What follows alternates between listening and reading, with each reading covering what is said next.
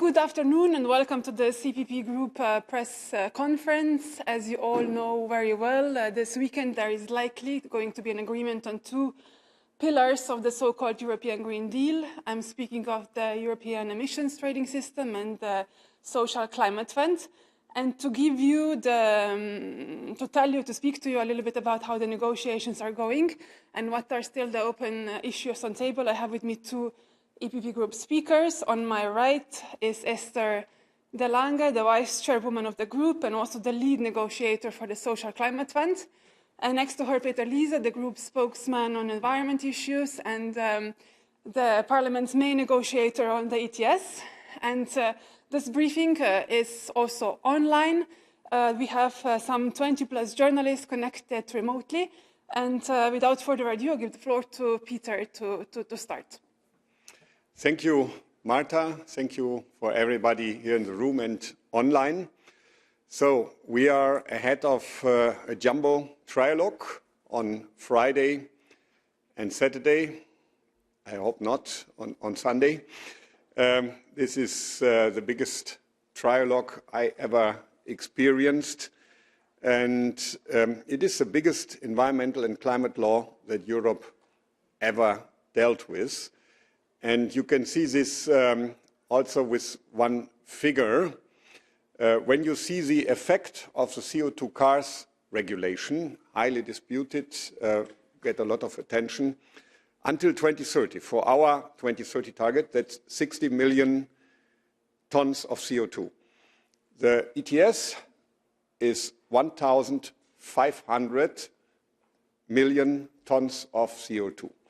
So it's about 30 times more for the environment than CO2 cars.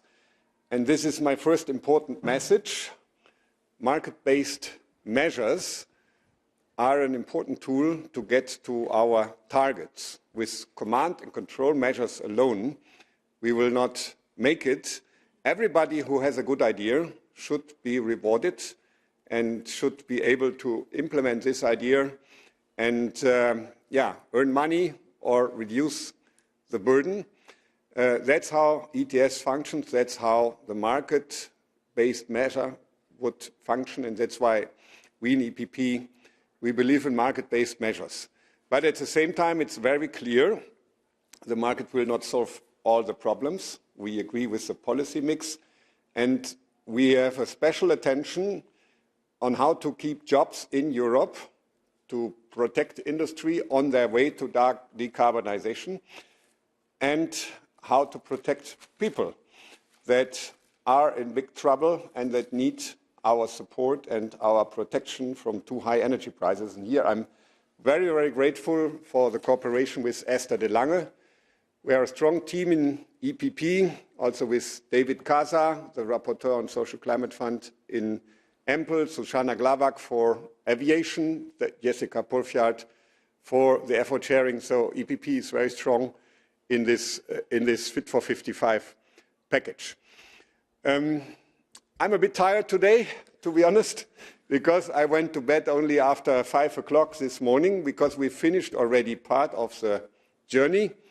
2 weeks ago, we have finished ETS Maritime, a historic achievement. The first time ever maritime is covered by important European environmental and climate legislation.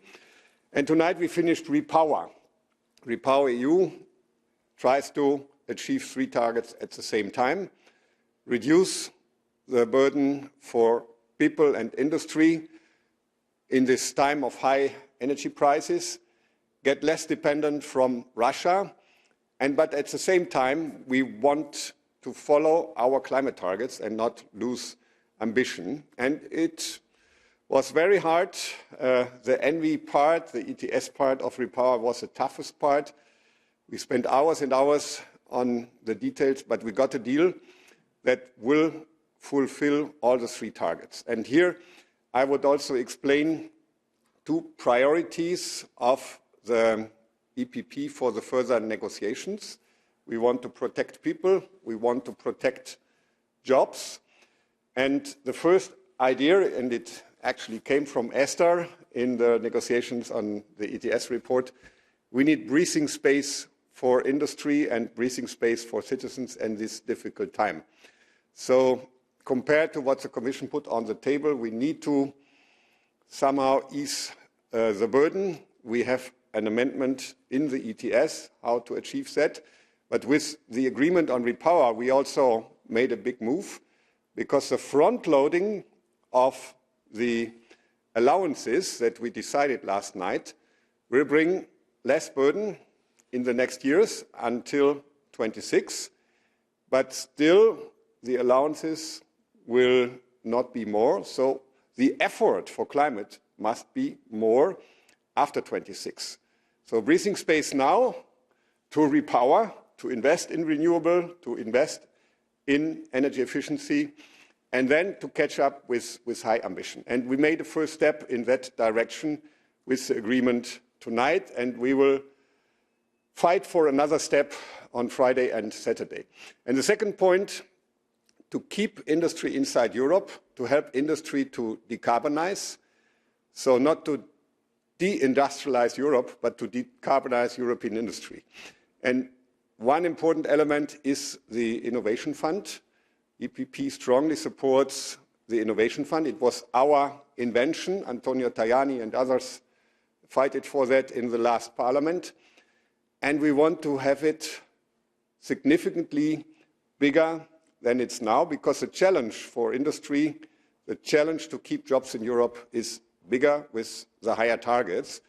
And that's why we fight it against the Council's mandate on repower. And we get a commitment tonight from all the three co-legislators that the Innovation Fund will be significantly bigger in number of allowances, not only in euros, but in number of allowances for the next period. So that are two big achievements.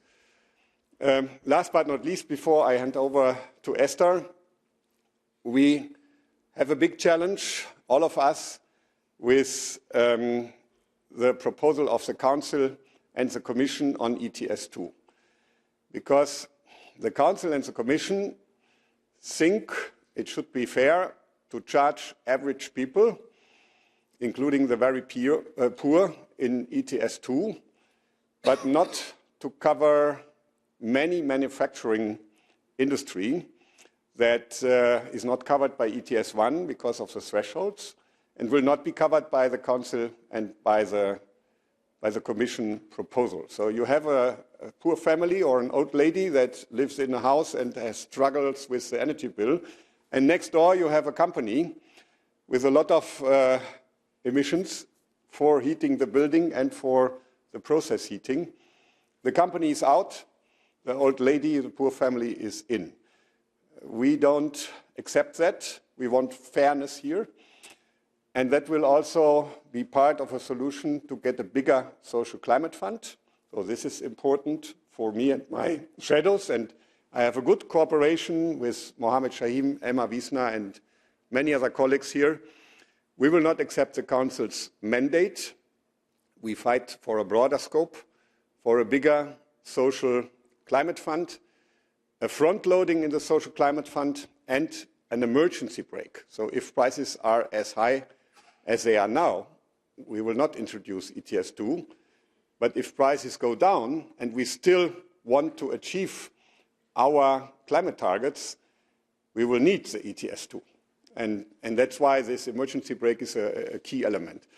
So it will be probably 2 long nights, difficult negotiations, but I really think we deserve a solution, security for European industry, support for innovation, and a strong push for the climate policy for our children and grandchildren. Thank you. Yes, thank you very much. And I will continue where Peter stopped, basically, because then I think we're at the heart of the negotiations for this weekend, which is ETS 2 and the link to the Social Climate Fund. Maybe one step back and to pick up on the breathing space and the protection of vulnerable households and transport users that was important for the EPP as well as for the European Parliament as a whole. If I take one step back, the idea at the time was to say, okay, if we want to reach our climate goals, we need to have transport and buildings, which is big emitting sectors, in the ETS, hence the ETS 2 proposal. But that proposal touches on companies as well as on households. And the Parliament was keen to make sure that, in particular, vulnerable households and transport users would be protected. Hence our proposal to have different starting dates for the different for those two commercial and individual groups. This proposal, of course, came out before we saw the rise in energy prices that we see today.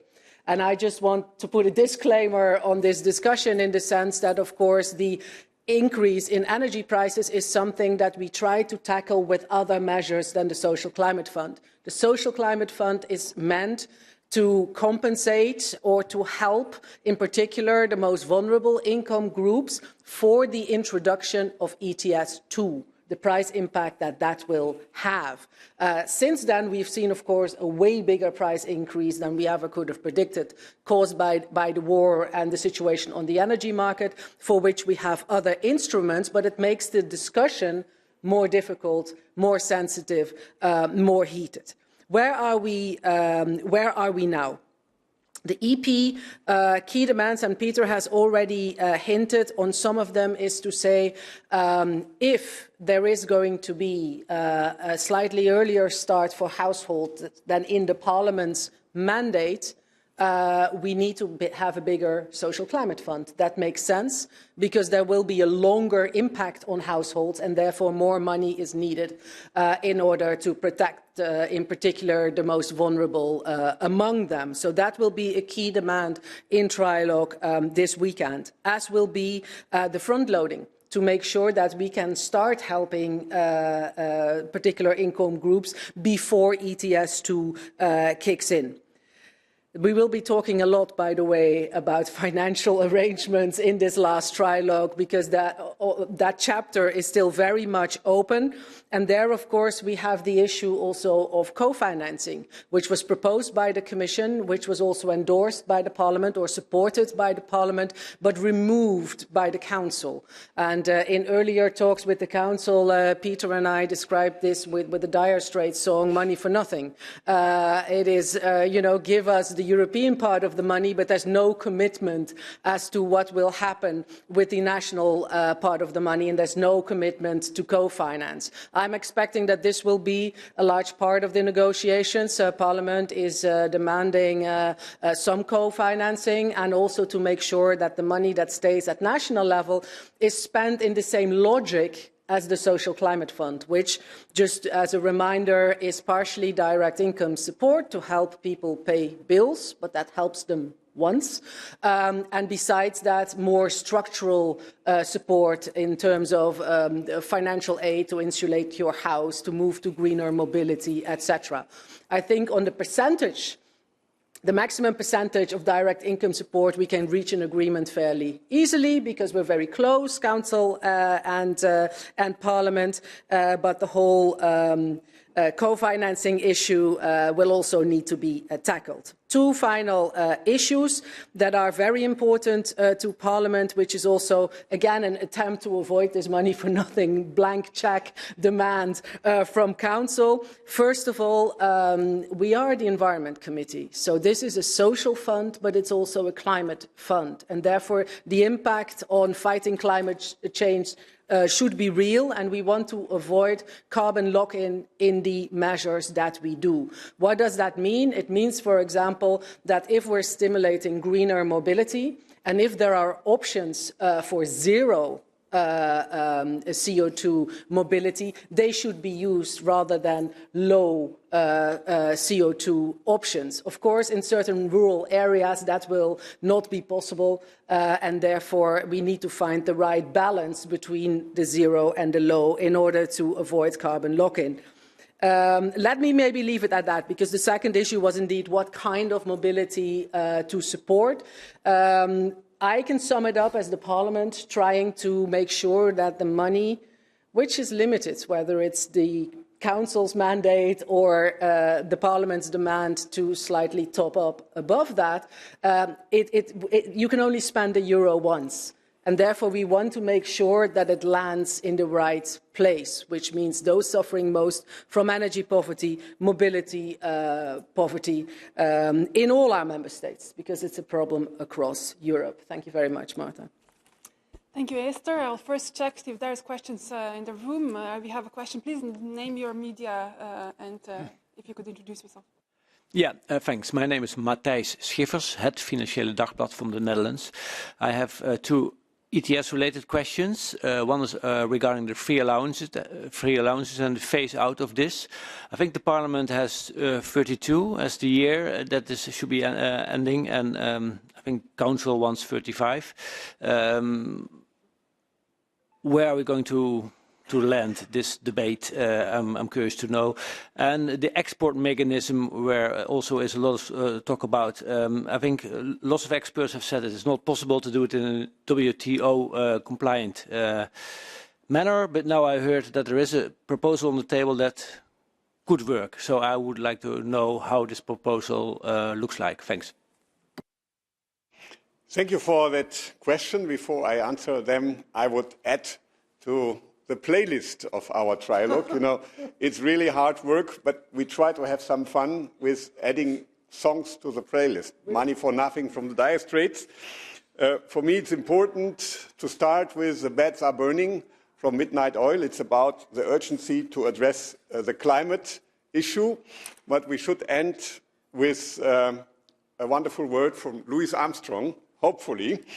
And in between, we have the Council singing ABBA songs, gimme, gimme, gimme. They want all the money, but nothing for innovation fund, nothing for citizens, but mainly for their national budget. That's part of the problem. On the free allowances, so the Parliament's mandate has 3 elements, and the exports is a 4th element, which needs to be also put in perspective. We start slower than the Commission and also slightly slower than the Council, and this is important for EPP because we want CBAM, but we are not sure if it works from the beginning. So before we take away the free allowances soon, we need to see that CBAM really works. Then we are ready, and that is a key demand of other groups, and as a rapporteur, I fully support that we speed up, and to have 50% in 2030 is a key demand of the Parliament. To address that problem, to have the money available for other things, and to really promote the innovation. So if it works, go fast. But first start slow to see that it works. And then we have the end date of 32. And the compromise must, of course, reflect all the elements. An early start, a careful start, then a speed up, and then the end date. And here we have 3 elements to negotiate. I cannot tell you the landing zone. There are ideas around, but we are not yet there. And for EPP to agree to that quite strong mechanism from 29 on, so in the first years it's slow, but then it's very fast. For us it was important to have a solution on exports. And we are not alone here. It's also an important point for ECR and for Renew. It's an important point for many member states. Kyriakos Mitsotakis, the top of the member states are discussing it. Mitsotakis sent a letter to the presidency. And I hope the Commission will understand that, that a deal is only possible if we have a good solution on exports. I don't have a proposal from the Commission in my hands. I have some ideas which I have to discuss with my team. I hope the Commission will take the responsibility and understand that this is an important element of a deal. We want to work with WTO, but there are many, many experts that say a WTO-compatible solution is possible. And it's even more urgent now to do it because we have the IRA in the United States.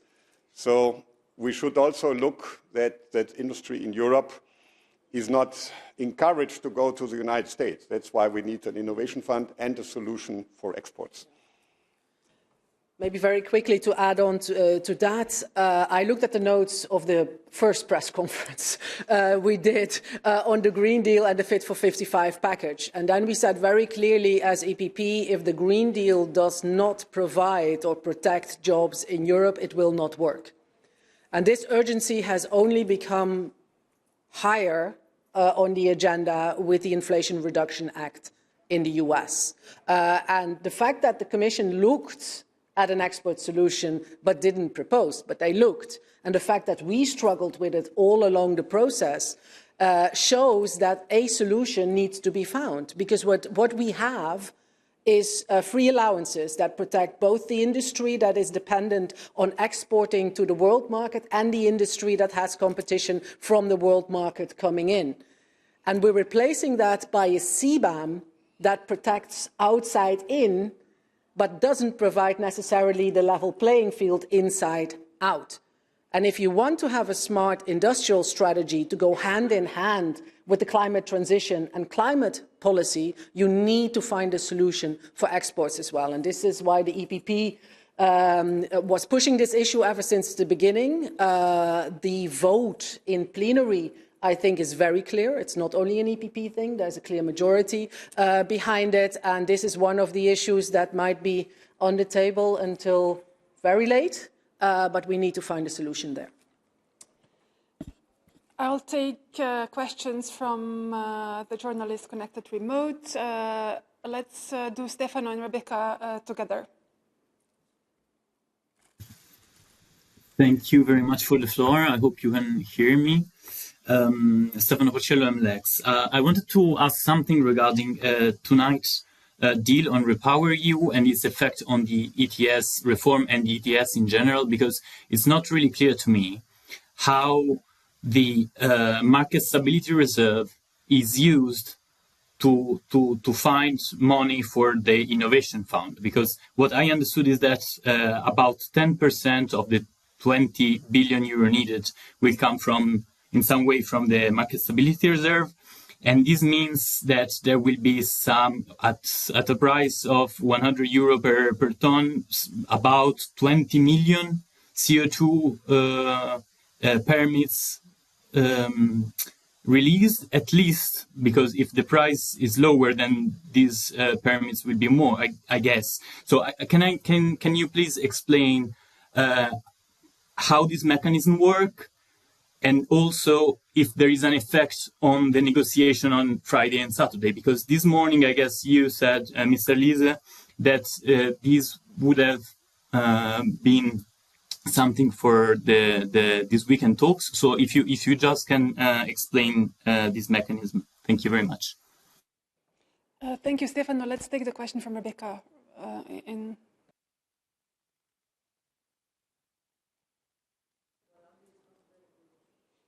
Okay, so maybe just start answering. Tom, all right. Tom, go ahead. Yeah, hello. I've got some questions to the CBAM. What would you define as a success? If you say we will look whether it works or not, how do you define or state this? And what is going to happen if it is not working? Okay, so Peter, maybe you want to start. Yeah, thank you for the questions. So on the deal of tonight on repower, we agreed after a lot of debates inside the three institutions and then in the trilogue that we will finance repower with 20 billion fresh money. 40% of that, so 8 billion, will come from front loading. So it's auctioning revenues that are foreseen to be auctioned in the second half of the decade. They will be advanced. That will help to finance, but it will also help to keep the price rather lower than higher. It is not clear what exactly will be the price, but with this operation it will be lower than without this operation, but it will make the price higher in the second half of the decade. If not, everybody invests in carbon-free technologies, and that will, of course, help us to decarbonize, and then we don't need the high price because we are on the right track. First part, 40%, 8 billion front-loading. Second part is 60%, so 12 billion will come from the Innovation Fund. We fight it hard because the Council wanted much more. And of this 60%, 10%, so 2 billion, will be replenished. So it was decided tonight that they will definitely not be lost for the Innovation Fund, but they will come from an intervention in the MSR. And this is 10% of what the Commission proposal initially wanted. The Commission wanted 100% MSR, and now we have 10%. So the mechanism is just the same than the Commission proposed. Until 2026, we fixed the date of end of August 2026, the Commission will auction additional allowances from the MSR, and that will help to replenish the Innovation Fund. So now we have two consequences for the trilogue on Friday. First of all, and that is very clear in the declaration, we use this 50%, so 10 billion of the Innovation Fund for repower, but we still want a big Innovation Fund. So that means we need to find money on Friday or Saturday to increase the Innovation Fund compared to what the Council has in its mandate. And there are always the different sources that you can imagine: national revenues, free allowances, a share of the overall cap, theoretically also others, but these are the ones that politically are most likely on the table. But the commitment is very clear: the Innovation Fund should be higher than the current period. In number of allowances, that's 450 million, and that's why we need to do an effort here on Friday. The second point is the Parliament, in its mandate, wanted to strengthen the MSR. We want a better, stronger MSR, especially also in the second part of the decade. Again, under the assumption that then things should be ready and we should be able to decarbonize faster. And this will bring much more allowances to the MSR than we take out for repower. So it's maybe 5 times more, it may be even 10 times more if we get all our mandate. And that's why this has to be discussed in that perspective also on Friday and Saturday. Last but not least, on CBAM. So we have a provision, and that was also Esther's idea.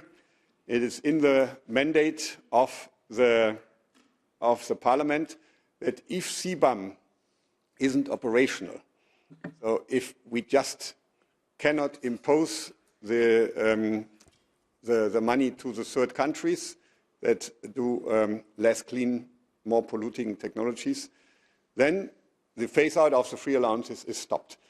And unfortunately, I witnessed such an experience with aviation. We wanted a much broader scope, but we couldn't implement it, and then we went back to only Europe. So this is in the Parliament's mandate, and the assessment is, of course, it's very clear when just no company from third countries will pay. If some do and others not, there will of course be a political discussion about this, and we will of course push for the protection of jobs in Europe in that case. Yes, that was something that was heavily pushed by the EPP into the Parliament's mandate. Following the logic, we have this lovely Dutch expression that Matthijs will know, which is you don't throw away your old shoes before you have new ones. And the old shoes being the free allowances that are being phased out in those sectors where the CBAM is going to be phased in. But indeed, if this is challenged or in practice not working, what do you do? Do you automatically go along the line of the phase out of the free allowances, even if the level playing field is not being guaranteed by the new instrument, namely CBAM? And our EPP answer is no. If you want to protect industry, you should replace one form of protection that is not protectionism, but that is guaranteeing a level playing field. You shouldn't throw it away if you don't have something else in place. And therefore, we were very keen to have this, I think, Dutch saying inspired approach in the EP's mandate, and of course that will be part of the negotiations this weekend. Thank you. We are running out of time, but let's take last question. Lucas from Table.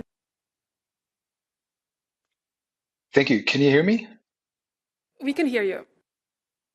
I cannot hear you anymore. I hope you can hear me. Go ahead. Okay. My question, perfect, thank you. My question is, how do you assess whether the CBAM is working or not? Is it that carbon leakage is prevented, but how do you assess that? Is there a mechanism in the Parliament's mandate that would assess for the success or not success of CBAM? Thank you. Yeah, so the mandate is not sophisticated. So it's one sentence. And that's why there will be an assessment of the European Commission and also a dialogue between Council, Parliament and Commission on this. So there are obvious cases, as I said, when no third country will pay because somehow there is international crisis. That's what happened with aviation.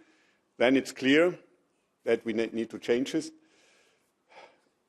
And if there is a situation where we can protect a big part of the industry, but there are loopholes, then it's the question, when do you emphasize on closing the loopholes and when do you use this mechanism that is also another emergency brake? We have a lot of emergency brakes because it's challenging what we are doing. We need an emergency brake to protect citizens, and we need also an emergency brake to protect jobs in Europe, and both is in the Parliament's mandate.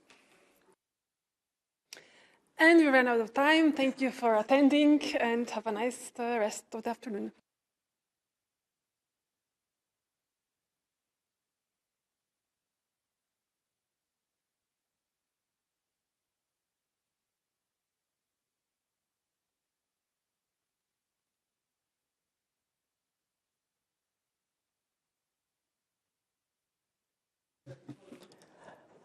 Bonjour à toutes et à tous. Je ne sais pas si vous avez été informés, mais la conférence qui devait normalement avoir lieu à 14h30 a été annulée.